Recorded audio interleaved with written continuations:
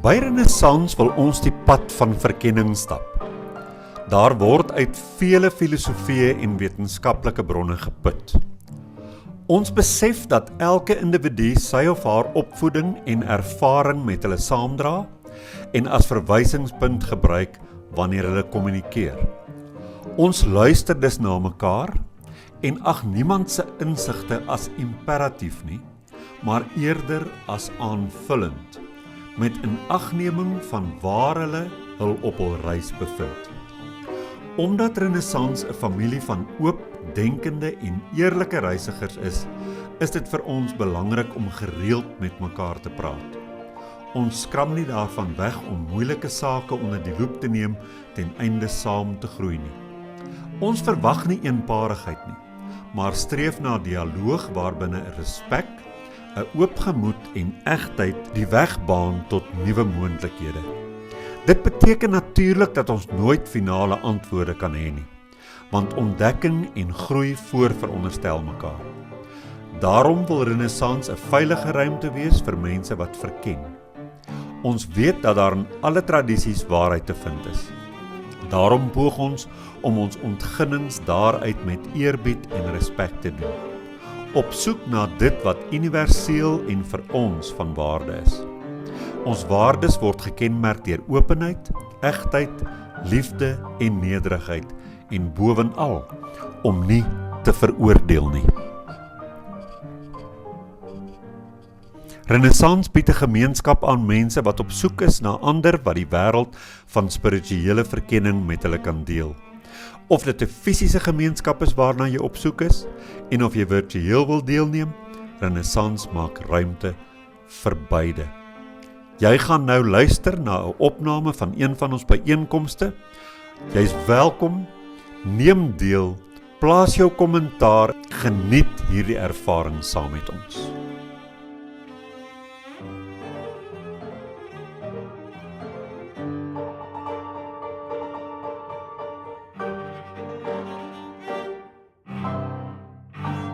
Goeiedag vriende, ons wil julle herinner om Renaissans in gedagte te hou met jou finansiële beplanning. As jy Renaissans 'n vaste item op jou begroting kan maak, kan dit ons help om 'n konstante inkomste te genereer, waarmee ons baie beter kan beplan en vooruitdink. Jou bydrae word opreg waardeer.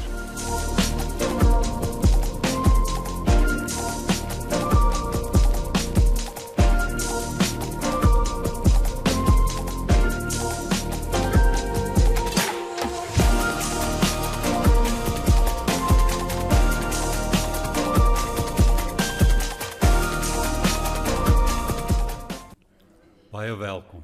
Dankie dat julle hier nou toe gekom het vanoggend.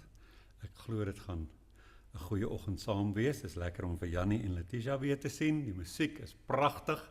So ons gaan onverwyld luister. Dankie.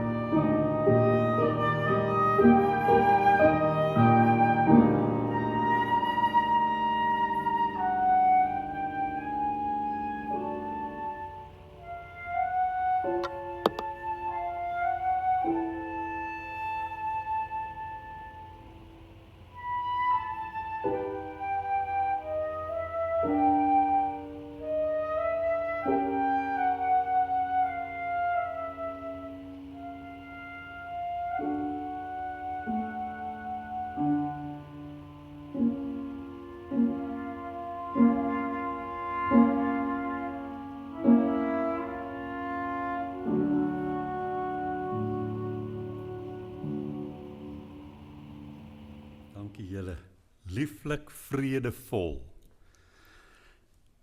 Nou vanoggend is dit praatjie nommer 12 in ons reeks en dit gaan die tweede laaste een wees. Daar was nou hierdie week versoeke dat ek regtig 'n opsommende een moet doen. Aan die einde, julle gee vir my baie werk want dit gaan nou vir jou taak wees om 'n seleksie te maak uit hierdie klomp praatjies. Maar nou ja. Kom ons pak hierdie een aan. Die moed om ja te sê vir die lewe. Nou aldus Friedrich Nietzsche. Nou iets wat ek ter inleiding van Nietzsche wil sê is dat hy is 'n baie misverstaande filosoof. Wanneer 'n mens sy naam noem, is die eerste sin wat opkom, God is dood. En dan brandmerk mense om, ja, hy's 'n ateïs. En ja, hy was 'n ateïs. Hy was ook 'n predikant se seun. Maar Nietzsche het baie om die lyf. En soos wat ek vir julle gesê het met vele van die vorige filosowe, kan ek nie reg laat geskied aan hierdie diep filosofiese gees se gedagtegang in hierdie praatjie vanoggend nie. So ek het weer eens uitgesoek wat ek vir julle wil sê. Want my kompas is om te kyk na die verloop van gedagtes van die begin af toe mense antiek was, eintlik oer was, en hulle met die elemente 'n ding aangehad het, 'n vrees, en die elemente hou hulle dop, en die oerstroom en al daai goed. En alles wat vasgehaak het in ons koppe, omdat die een op die ander gebou het, alhoewel hulle teen mekaar opgestaan het, en dikwels mekaar se antiteses was, dit maak nie saak of jy teen iets is of vir iets is nie, as jy daarmee gebreinspoel word, dan lê dit iewers in jou en die sediment beïnvloed hoe jy dink. En dit was my doel met hierdie praatjies, dat ons kan gaan vra, wat glo ek, wat dalk op mankoliekige bene staan?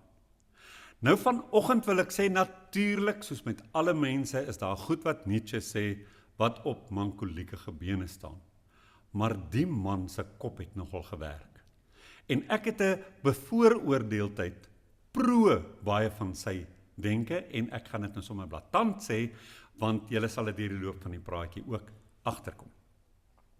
Nou, daar is 'n verlies wat 'n mens kan ly, wat nie tot 'n begrafnis lei, of daartoe dat jy WhatsApp boodskappe of kaartjies of briefies of oproepe van jou vriende kry waar hulle medelee betoon en vir jou sê ons is so jammer dat jy deur hierdie verlies moet gaan nie. En tog het iets groots weggeval. Jy hoor dit in sinne soos, ek glo nie meer soos ek vroeër geglo het nie, maar wat nou? En dit is nie rebellie nie. Ons almal weet dit. Dit is ook nie so bevrydend as wat 'n mens jouself wil wys maak nie. Dis baie keer soos iemand wat uit 'n motor klim na 'n motorongeluk en sê, moenie oor my bekommer nie, ek is okay. Ons maak dikwels so. En dan besef ons nie, ons is nie so okay nie, want wat ons deurgemaak het is ontworteling. Dit is 'n wêreld wat Friedrich Nietzsche raak gesien het, en hy het Europa daaroor gewaarsku. Hy het gewaarsku teen 'n naderdraai van nihilisme wat kan inskop waar mense werklik ontredderd gaan wees en gaan voel die lewe is sinneloos. En wat hy ook opgemerk het is dat mense se God is nou dood. En let wel, hy het God nie dood gemaak nie. Hy het opgemerk niemand of 'n groot gros van intellektuele mense glo nie meer nie. En hy het vir hulle gesê dat julle tree nog op soos mense wat glo. Julle sit vasgeval in die waardes wat gebou is uit julle geloof. Julle sal onthou, in van die vorige praatjies het ek gesê dat toe die rasionalisme begin blom het, toe het daar 'n vraag ontstaan in die filosofie. Die vraag was, waar kom 'n mens se waardes vandaan? Ontspring dit uit die mens self, of is dit 'n opperwese wat hierdie waardes deur openbaring deurgee aan die mensdom, sodat hulle dit moet assimileer en gehoorsaam. Dit was die vraag.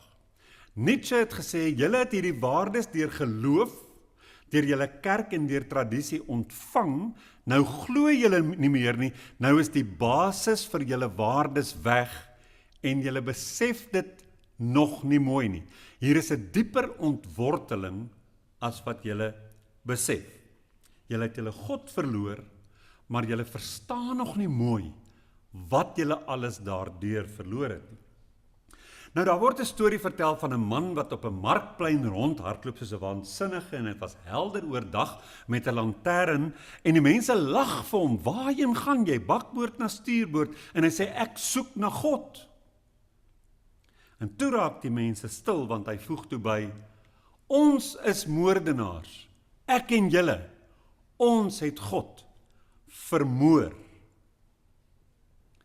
En toe die vraag, hoe troos ons onsself, die moordenaars van alle moordenaars.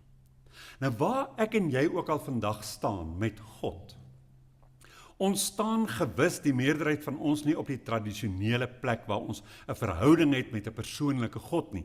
En dit is 'n groter verlies as wat 'n mens wil voorgee. Iemand vertel dat hy baie onlangs in omstandighede was wat hom bang gemaak het, en hy het onmiddellik in verstek ingegaan en sekere goed geprewel wat uit sy godsdienstjare kom, alhoewel hy weet, dis nie vandag meer vir hom geldig nie. Dit lê daar, want jy het iets verloor. Nou hierdie moord is nie triomf nie. Om by die plek uit te kom waar jy sê, ek is nou spiritueel, of ek is nou humanisties, of ek is agnosties, of ek sien God net anders, nie meer as 'n persoon nie. Dit is nie eintlik 'n triomfantelike moment in 'n mens se lewe nie, alhoewel 'n mens sal vanuit jou ego jouself by daai plek wil bring, waar jy wil glo, hierdie is 'n hoogtepunt. Ek het verrys tot iets, maar jy besef nie hoeveel van jou siege het ook daarmee in die slag gebly, en hoeveel van jou bakens, en hoeveel van jou begronding nie. So dis eintlik iets wat baie swaarder is, as wat 'n mens wil erken. En daarom vind ek dat mense in hierdie dekonstruksieproses is bitter intens. Hulle is dikwels meer intens as fanatiese gelowiges. Hierdie intensiteit word sonder dat hulle dit besef, nie gedryf deur 'n intellektuele nuuskierigheid nie, maar dit word gedryf deur 'n intense behoefte om te vervang wat jy verloor het. En ook bygesê, jy het mense verloor. Jy het die demos verloor, want die meerderheid van mense is aan 'n godsdiens met diep geloof verbind. Wat beteken dat jy nou 'n randfiguur word, en dit is ook iets om mee klaar te speel in 'n mens se lewe. Geen triomf nie, maar 'n krisis, 'n eksistensiële krisis, en ook 'n krisis van nuwe betekενishegting aan die lewe. Nietzsche se insig was nie dat geloof verdwyn het en daarmee klaar nie, maar dat die fondasie van waardes begin verbrokkel, en dat ons dit dag na dag meer en meer sal ontdek. Nietzsche het 'n probleem, soos ons weet, met geloofsstelsels. En ek wil vanoggend 3 uitlig wat hy as pessimistiese geloofsstelsels beskou. Want terwyl Nietzsche nou vir ons 'n probleem stel en sê, julle moet besef, julle het julle basis vir julle waardes verloor, julle het 'n nuwe betekenis om aan die lewe te heg, nou dat julle nie meer glo soos julle geglo het nie, moet julle op 'n nuwe manier met die lewe koppel. En hy het 'n voorstel, maar eers wil hy iets uit die pad kry rondom 'n paar geloofsstelsels. Hy sê dat daar is geloofsstelsels wat sê nee vir die lewe. En wanneer hy met sy beskuldiging kom en mens op die oog af net daarna kyk, dan sal jou eerste reaksie wees om te sê, Nietzsche, maar jy is mos nou heeltemal verkeerd. Maar as jy dieper gaan na die kern en die hart van die omgang van daardie geloof se mense met die hier en die nou, hierdie wêreld, dan kom jy agter dat daar baie te sê is vir dit waarvan hy hulle beskuldig. Hy kyk en hy sê, julle sê nee. Vir wie sê hy dit? Hy sê dit vir Schopenhauer, Arthur Schopenhauer, die grootste pessimis seker van alle filosowe. Hy sê dit van die Christene, veral op 'n glyskaal, hoe meer asketies te trek en hoe meer jy jou van die wêreld onttrek en hoe meer dinge verkeerd en sondig is. Maar in wese is Christendom maar ook 'n geloof wat sê, ons hoort nie hier nie, ons is net pelgrims, ons trek deur, hierdie is net 'n vleiskas waarin ek is vir nou, daar's iets beters wat wag. Paulus sê ook, baie elendig is die ene wat op Christus hoop vir hierdie lewe of net vir hierdie lewe, want daar's 'n groot gewig van ewige heerlikheid wat wag. So eintlik is Christene net aan die klaar kry met hierso, want hulle eintlike lewe begin elders. En dan ook sekere forme van boeddhisme. Dit klink regtig soos ek gesê het onregverdig, maar kom ons probeer hom reg verstaan. Wat bedoel hy dat hy sê, hulle sê nee? Hy sê, hulle vertrou nie die lewe se ruwe intensiteit nie. Dit is gebeure, alles van natuurgoed, tot die mense natuur. Dis dis intens. Dit gaan van uiterste na uiterste. Dit is nogal 'n skoppelmaai, hierdie wêreld en mense, hulle gedrag, hulle emosies en hulle begeertes. Dit wat mense aanvuur, is baie passievol en ruw. Hy sê byvoorbeeld dat Schopenhauer sê die lewe is fundamenteel lyding. En begeerte bring pyn.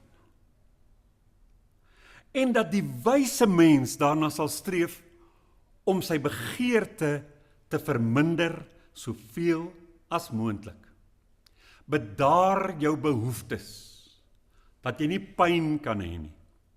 Dat jy naderhand na niks verlang nie, sodat geen teleurstelling jou siel kan seermaak nie. By die Christendom sê hy, hulle sê hierdie wêreld is tydelik. Die ware lewe lê daarbo. Selfverloning is 'n opperste deug. Verloon jouself. By boeddhistiese interpretasies is begeerte ook, net soos by Schopenhauer, die bron van alle lyding. Jou lyding is mos volgens baie boeddhiste in jou kop. Dit maak nie saak wat jy deurgaan nie, as jy dit in jou kop kan swaai na iets wat jy nie eintlik begeer het om anders te wees nie, dan sal jy nie pyn hê daarmee nie. Die doel is om behoeftes en begeertes te bowe te gaan en dit stil te maak. Hier is Nietzsche se kritiek. Hy sê julle probeer die pyn oplos deur die lewe self soos wat die lewe is te probeer verander. Julle probeer die lewe versag. Julle probeer die lewe pas maak vir 'n behoefte daaraan om nie pyn te ervaar en teleurstelling deur te maak nie. Mense kan dit skerper sê. Hy sê julle sê nee vir passie, vir risiko, vir begeerte en bovenal vir intensiteit. Waarom? Omdat daai goed julle seermaak. Toe kom Nietzsche en hy draai die ding op sy kop en hy sê ek sê ja vir die lewe. Ek moet dadelik sê, en ek gaan dit aan die einde herhaal, maar ek moet dadelik vir julle sê, Nietzsche het anders as menige ander, indien nie alle filosofe waarmee ek en jy al ooit te maak gekry het nie, het hy nie 'n model vir die lewe voorgestel nie. Hy het nie geglo dat jy die lewe formuleagtig moet benader nie. Maar hy sê ja vir die lewe op hierdie manier. Hy sê die lewe is nie maklik nie. Herinner dit julle ook aan die eerste woorde in A Road Less Traveled. Life is difficult. Hy sê maar die lewe is gevaarlik. Die lewe is onregverdig. Die lewe is super intens. En daarom moet jy ja sê. Daarom moet jy ja sê. Hy praat van 'n lewensbevestiging, 'n plek waar ek en jy kom en vir die werklikheid in die gesig staar. Ook die werklikheid van mens wees en my eie ek wees en sê, ek bevestig dit deur daarvoor ja te sê op 'n onvoorwaardelike wyse. Ek kies jou. Hoe sê ons altyd? Warts and all. Nie ek sê ja as dit goed gaan nie. En onthou, hier is die pleister. Die pleister in boeddhisme is dat jy jouself daarby sal kry om jou begeertes te demp. Die pleister by die Christendom val uit in twee plekke uiteen. In die een instansie sê jy, ek weet dit wat nou gebeur is verskriklik, maar ek sal eendag verstaan hoekom en dan is ek gelukkig in die hemel. En die ander een kry jy vandag veral in sy ekstreme vorm in die welvaartsteologie, waar hulle sal sê, nee, kom neem Jesus aan, en as jy in Jesus is jy veilig in die ark saam met Noag en sy vrou en die klomp diere en die kinders, en in daai ark sal ons die duiwel wegjaag. As jy siek is, gaan ons jou gesond bid. As jy arm is, gaan ons jou ryk bid, en as jy tiendes gee, gaan jy sien hoe ryk gaan jy word. Daar's altyd pleisters, waar mense jouself immuun wil maak teen die werklike lewe. Die werklikheid wat so ruw is. Nietzsche sê ja vir die lewe. Punt. Nie net as dit goed gaan nie. Ek sê ja, selfs wanneer dit my duur te staan kom om te leef. Hy sien die grootste lewe, en wat ek by grootste bedoel, is die opperste vorm van lewe. Die mens wat uitermatig en voluit leef, sien hy nie as iemand wat homself of haarself wil bewaar en beskerm om so lank as moontlik te leef nie. En ek het vir julle vertel so 2 Sondae gelede, dat dit in die filosofie toe duik daai ding op van ons almal net die wil om onsself te beskerm, né? En ek het toe al vir julle gesê, dis baie anders as Nietzsche se will to power. 'n begeerte na mag. Nietzsche sê, 'n mens wat voluit leef is nie 'n mens wat kyk, hoe saggies kan jy leef en hoe lank kan jy leef nie. My ma het altyd my pa beskuldig omdat hy so teen 300 myle/uur geleef het. En dan sê hy, ek gee nie om vir oud word nie, ek wil soos 'n leeu leef, al is dit 'n kort lewe, en dit was so. Nou, jy beskerm ook nie jouself nie, sê Nietzsche. Hy sê, jy wil ook nie opgaar nie. Nou, wat wil hy dan sê moet ons doen? Wat is dan nou vir hom 'n wonderlike lewe? As dit nie gesondheid en 'n lang lewe is nie, as dit nie selfbeskerming is nie, as dit nie opgaar en akkumuleer is nie, wat is dit? Hy sê, die mens wat die beste lewe leef, is die mens wat homself bestee. Dis is daai ou wat sy beursie oopmaak en hy koop en hy koop en hy koop en hy koop. Hy sê, jy spaar jouself nie, you spend yourself. A life spent. Dit sou 'n goeie lewe wees. Hy sê dis soos 'n kunstenaar wat alles in 'n werk insit. En 'n mens wat nie 'n pad kies wat veilig is nie. Iemand wat hulle self gee vir iets wat baie groter is as hulle, en daarmee bedoel ons nie as hulle naam nie, want ja, ons kan goed doen wat groter is as my naam. As ek Raymond Ackerman was, en almal het geweet, goed, daai winkelgroep, jy weet, dit is amper 'n hyperbolisering van wie jy is. Dis nie waarvan ons hier praat nie. Ons praat hier van iets anders. Jy gee jouself vir iets wat groter as jy is, tot so mate dat dit groter as jou gerief is, groter as jou lewe is, dat dit jou selfs kan doodmaak. Dit kan selfs jou lewe kos. Jy gee jouself hiervoor. En ja, jy verloor dalk iets. Jy verloor dalk alles. Maar jy skep iets wat bly. En hy beweer dat daai sug in ons almal is om die wêreld net so 'n stukkie te gee wat kan bly. En jy hoor ook mense sê baie keer, vir wat is ek nou nog hier? Ek beteken niks vir iemand nie. Ons het baie keer, en ek en Johan praat dikwels daaroor, dat ons het nie hierdie groot ding van ek het 'n nalatenskap behoefte nie. En ek het daaroor begin dink en besef, miskien is ek nie eerlik met myself nie.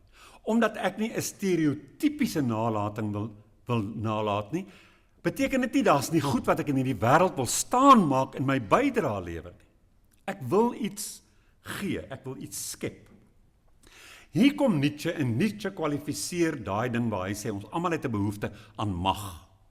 Want dit klink erg, veral as jy dink dat een van Nietzsche se helde was Napoleon Bonaparte. Hy het hom beskou as 'n mens wat ten volle geleef het. Dan sal mens baie maklik as jy ongenuanceerd oor Nietzsche dink, sal jy dink, maar Nietzsche, jy praat van 'n mens wat alle ander wil verower en alle grondgebied wil inpalm. Jy wil regtig mag hê oor mense, maar dis nie waarvan hy praat nie. Hy praat van die drang om vormend met die lewe om te gaan en om jou energie vormend te gebruik. Om te sê, ek gaan nie net oorleef nie, ek gaan vorm gee. Selfs al is daar geen waarborge nie. Ek wil vir julle ietsie noem oor myself en ek het in die motor gewonder, moet ek dit noem, want ek het dit nie neergeskryf nie, maar ek dink, iets hiervan, en ek wil vir julle dat verstaan hoekom ek aanklank vind by dit wat hy hier sê, binne die gekwalifiseerde, genuanceerde terme en parameters. Toe ek, nou met julle weet, as jy opgelei is as 'n teoloog, al wat jy kan wees is 'n predikant. En jy staan op 'n kansel, en jy is in jou 50's, en jy begin ontdek, dat daar's goed wat jy nie meer glo nie, wat die fondasie is, van jou prediking, van dit waarop jy jou lewe gebou het. Dan staan jy voor 'n besluit, gaan ek, en baie predikante doen dit, versuig wat ek nou glo, en maar net uit die boek preek, soos wat die jaar aangaan, totdat ek aftree, dat ek dan my pensioen kan kry. Of gaan ek begin eerlik wees, oor wat ek glo, en ek het hierdie laaste pad gekies, synde iemand wat iets van Nietzsche se persoonlikheid het. Ek is iemand wat graag wil weet dat almal van julle gelukkig is, maar daar's ook iets in my. As ek baie sterk in iets glo, en ek kom agter, julle glo dit nie saam met my nie, is daar iets in my persoonlikheid wat kan opstaan en sê, ek gee nie om of julle dit nie glo nie, ek glo dit, en ek gaan my redes gee, en ek gaan dit heel waarskynlik verkondig. So daar is iets so bietjie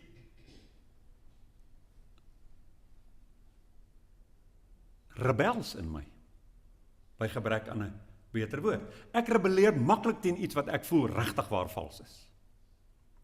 En dan begin ek my oë vir die gesiggies toemaak wat betrokke is, en voel, dis nou belangriker vir my as dat julle almal moet saamstem, want geloof gaan baie oor saamstem, né? Ons kry ons bevestiging as ander mense saam met jou glo, en dit maak geloof so lekker plek, onder andere. Maar toe het ek die ander gekies, en ek het die prys betaal. Ek het die prys betaal. En ek dink as ek moet teruggaan, en dis iets wat ek ook net nou vir julle gaan sê, wat een van sy toetsstene is, dan moet ek sê, ek sal nooit daaroor spyt wees nie, pryse betaal en al. Nou hier's die kontras wat dit maklik maak, ek sê dit net vir julle in so 'n tabelletjie. As jy nee sê vir die lewe, dan vermy jy pyn. As jy ja sê, dan aanvaar jy pyn as deel van die lewe. As jy nee sê, dan temper jy jou begeertes. As jy ja sê, dan voel jy wat jy begeer, en jy gebruik dit, en jy plooi dit in die regte rigting. As jy nee sê vir die lewe, soek jy altyd vrede met almal. As jy ja sê vir die lewe, dan gee jy nie om vir die intensiteit wat kom op die dag wanneer dit nodig is, om in konflik te gaan staan met mense nie. Wanneer jy nee sê vir die lewe, beskerm jy altyd jouself. Wanneer jy ja sê, dan bestee jy jouself, selfs al bly jy in die slag. Maar, en dis belangrik, Nietzsche het dit pertinent gestel dat hy nie roekeloosheid verheerlik nie. Dis nie roekeloosheid nie, hier moet egtheid wees, en hier moet skepende kreatiwiteit wees, wat autentiek is, en wat gebaseer is op iets wat jou dring, wat jy glo waar is. Jy begin daai projek, jy weet dis nie veilig nie. Jy weet dis nie gewaarborg dat dit sal werk nie. Jy weet dis nie gewaarborg dat mense hulle by jou sal skaar nie, maar jy gee jou tyd, jy gee jou energie, selfs al koste dan nou al hierdie goed. Jouself of verhoudings. Jy doen dit. Nie omdat dit slim is as 'n mens dink aan selfpreservering nie, maar omdat dit eg is. En jare later het dit dalk geslaag en dalk het dit nie geslaag nie, maar iets het gebeur en jy weet, ek het nie net bestaan nie. Ek het nie net geleef nie. Ek het gegee. Ek het myself gaan neersit. I applied myself. En dis wat hy bedoel wanneer hy sê ons moet 'n lewe leef wat nie net oorleef nie, maar oorskry. Toe gee hy 'n toets en hy sê, hier's die toets. As jy na jou lewe kyk en jy hoor op 'n dag, jy is daartoe gedoem om hierdie lewe oor en oor en oor sonder ophou te leef. En jy dink aan die risiko's, die verliese en die dinge wat jy gewaag het in jou lewe. Sou jy nog steeds sê, ja, ek sal hierdie lewe oorleef. En dis vir hom 'n toets. Hy sê, want baie mense sal sê, nee, ek wens ek het veiliger geleef. En volgens hom is dit nie 'n volle lewe om so versigtig te wees nie.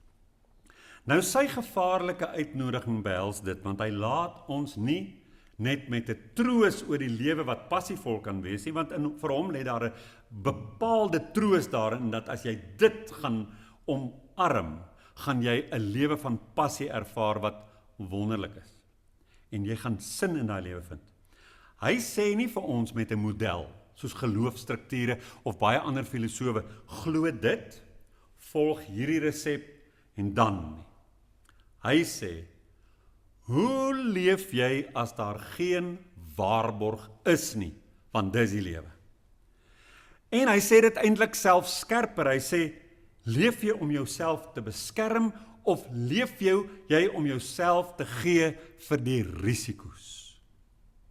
Die vraag is of jy die moed het om 'n lewe te leef, en dit stel dit bitterlik skerp, om 'n lewe te leef wat meer kos as wat daai lewe vir jou teruggee. Nou Nietzsche eindig, soos ek gesê het, nie met 'n model nie, en veral eindig hy nie by 'n moraliteit nie.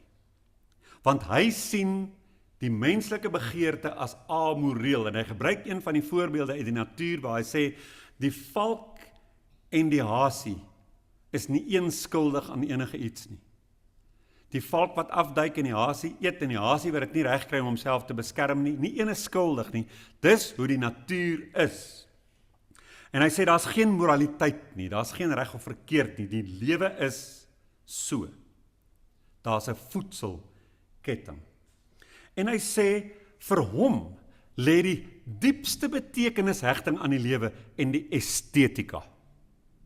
Toe ek het nou lees, en ek bedoel, ek wil vir julle net sê, kyk, ek het hierdie goed meer as 40 jaar gelede op universiteit studeer. Ek moes baie van dit nou weer in my kop vars kry. En ek dink, okay, so jy praat van estetika, met ander woorde, jy hardloop na kunsgalerye toe as jy het nie meer kan hou in hierdie ruwe lewe nie. Maar dis toe nie wat hy bedoel. Hy sê, estetika in hierdie sin, die lewe hoef nie maklik te wees, mooi te eindig, om mooi te wees nie. Vir hom is jou lewe moreel korrek, is jy perfek, leef jy volgens reëls nie. Hy vra, leef jy 'n lewe waarna ons op 'n verhoog kan kyk as dit opgevoer word? En, sy voorbeeld, hy soek in ons lewe na die Griekse tragedie. Hy sê, in die Griekse tragedie kry jy geen vraag na, net mooi, net maklik nie. In 'n Griekse tragedie is daar soveel goeters wat onafwendbaar is. Daar's bloed, daar's trane, daar's passie, daar's liefde, daar's alles wat hierdie ruwe, intense lewe jou kan bied, is in 'n Griekse tragedie. En ek wil dit bring na 'n Cinema Nouveau film toe, en jy kyk hier daai film, en dit is 'n trane-trekker, en ons almal stap uit, en ek het al by Flix uitgestap en gesê, as hy 5 minute langer aangehou het ek hard gesnik, en dan het ek nie gejok nie. Maar as ons gaan sit en ons sê, was dit 'n mooi fliek, dan sê ons, dit was ongelooflik mooi. Maar ons was gebroke. En toe verstaan ek vir Nietzsche. Nietzsche sê, Die lewe is wonderlik en tragies. Die lewe is onafwendbaar, maar jy kan hom opvoer. En hy het 'n appel. Want hy het gesê, tragedie doen iets vreemds, dit neem pyn en gee dit 'n estetiese vorm. Dat maak pyn nie minder nie, dit maak dit meer draaglik, selfs betekenisvol, want dit word verweef in 'n voluitsprentjie van die vloei van die lewe, die hoogtepunte, die laagtepunte, die valleie en ook die hoë bergtoppe. In daai hele tafereel wat ontvou in 'n lewe wat geleef word met passie, in die regte lewe, hy sê daar word die lewe beleef en gevorm. En vir hom, in teenstelling met 'n Christen wat goed wil wegbid, en met 'n boeddhis wat die lewe wil bedaar, sê hy, as jy daai passie leef, dan gaan jy deur baie dinge gaan, jy gaan bloed sweet, maar jy gaan die bergtoppe van vreugde ervaar. Dis 'n lewe. Nie 'n model nie, sê hy, 'n storie. Nie 'n veilige model nie. Nie 'n perfekte model vir die lewe nie. Daar's niks perfek daaraan nie. Dis maar net soos wat dit is. Hy sê maar jy leef 'n storie. Nie een wat foutloos is nie. Ook nie waar jy foutloos is nie, maar een wat intens is, wat eerlik is, wat vol spanning is, en hy is joune. Hy's joune. En as daar geen vaste draaiboek is nie, gebeur daar altyd iets radikaal. Jy word nie net 'n deelnemer wat vir iemand anders vra, hoe moet ek nou leef nie, sodat jy kan veilig speel by God en al wat 'n owerheid en al wat 'n ander mens in jou lewe is, net gou kyk, is hulle tevrede met hierdie skript? Jy leef nie so nie. As daar geen vaste draaiboek is nie en jy laat jou lei deur jou egte dryfvere, dan is jy 'n skepper van jou eie storie. Nie in die sin dat jy alles kan beheer nie, gooi hy weer wal. Want die lewe gaan steeds dinge jou pad langs gooi wat jy nie kan beheer nie en waarvan jy nie 'n skepper is nie, maar dan vorm jy dit. Jy vang dit en jy dra dit en jy antwoord op 'n manier daarop wat eerlik is en waar jy nie jouself probeer bluf, flous of verskans teen die werklikheid nie. En dit is die lewenskuns volgens hom. So dink vir 'n oomblik aan julle lewe ten slotte. Jou lewe is op 'n verhoog. Jou lewe is nie 'n veilige plek nie. Dis nie 'n plek waar alles vanoggend vir jou sin maak nie. Maar dis 'n plek waar vreugde en verlies mekaar afwissel, waar jy soms jou rol heeltemal verloor. Jy weet nie hoe om te speel nie. En waar jy soms improviseer. En tog aan die einde van die stuk kan iemand daarvan sê, dit was nie perfek nie. Dit was nie perfek nie. As ons by daai begrafnis praat, dan jok ons nie soos ons gewoonlik maak en plak die engelvlekkies aan nie. Ons sê, daai lewe was nie perfek nie, maar dat ek julle vertel, daai enetjie het geleef hoor. Daai een het geleef. Dit was eg. Dit was passie. Dit het lewe gehad. So die vraag vir oggend dink ek is nie om te vra of jou lewe waar is en op waarheid gebaseer is wat iewers deur iemand voorgeskryf word nie. Ons almal weet in ons harte het die demos, die mens het daai aanvoeling vernoord. Ons weet moord is nie mooi nie. Maar die lewe is nie 'n ding wat op 'n edik gebou is nie.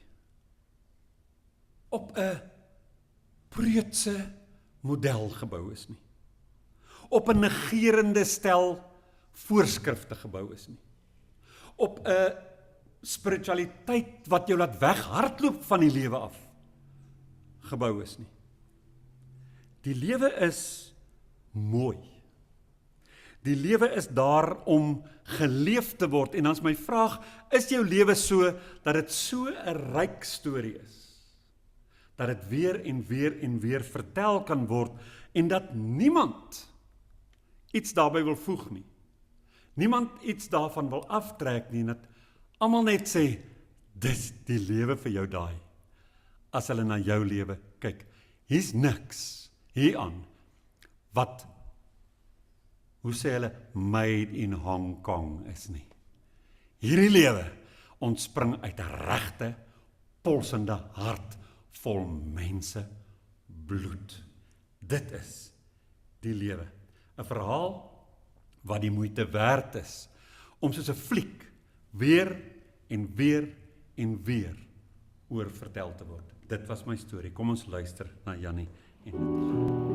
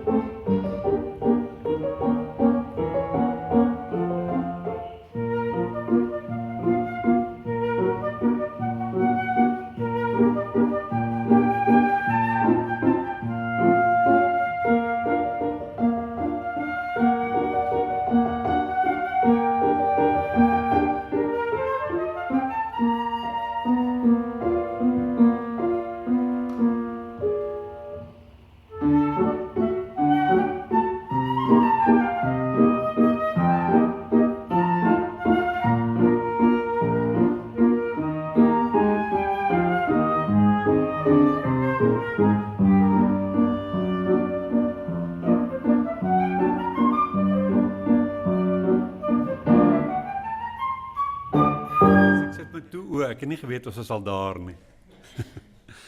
As jy tyd het, kom drink koffie, dit sal lekker wees om saam te kuier, soos gewoonlik. Altyd heerlik. Dankie vir die musiek. Kom ons luister vir Oula.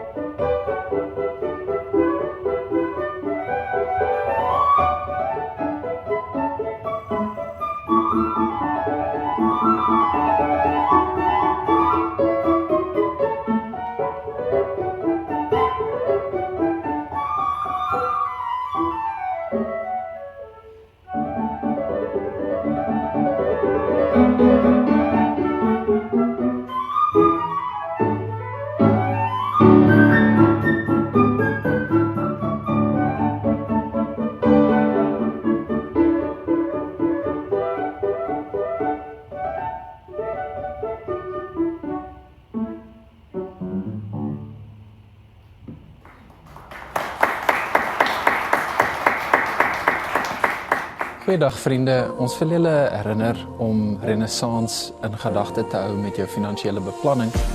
As jy Renaissance 'n vaste item op jou begroting kan maak, kan dit ons help om 'n konstante inkomste te genereer, waarmee ons baie beter kan beplan en vooruitdink. Jou bydrae word opreg waardeer.